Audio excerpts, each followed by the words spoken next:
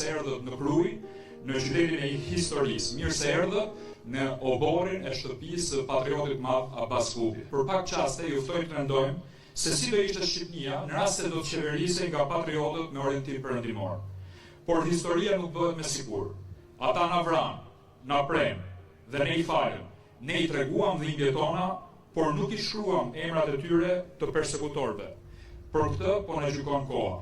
Si ka mundësi që Abbas Kupi apo Bazi Canës, ky krutan me nam, sot në qytetin e Krujës nuk ka një bust në nder të tij. Kruja i çmon bijtë e saj, por politika i ka harruar me ose pa qëllim. Sepse ne nuk na duhet konsulatat serbe në Shkodër, por na duhet shtatorja e Abbas Kupit në Krujë. Në Europën perëndimore, kjo shtëpi do të ishte kthyer në muze apo jo? Kam një thirrje sot nga Kruja, si qyteti më konservator i Shqipërisë. E djathta konservatore duhet ridimensionohet. Duhet të çmojmë figurat e djathta, duhet të ngrejmë simbolet tona, duhet të tregojmë historinë tona, duhet të organizohemi dhe të shkojmë më djathtas.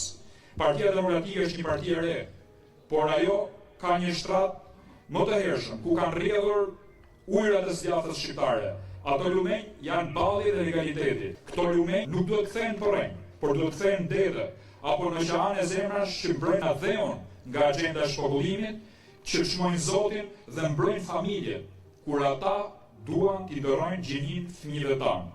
Prandaj duhet një aleancë e fortë me historinë, me djathën dhe me figurat e simbolet tona. Abazi, ky krutan, na frymëzon. Me rezistencën dhe gatnimin e tij na mëson se lufta nuk duhet ndalur, edhe pse armiku që kemi përballë është më i fortë. Ka më shumë ushtar, ka më shumë armë, ka më shumë para.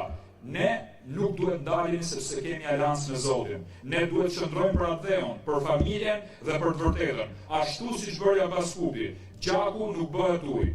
Rrof Kruja, rrofshin bijtë e saj, rrof Shqipëria dhe shqiptarët.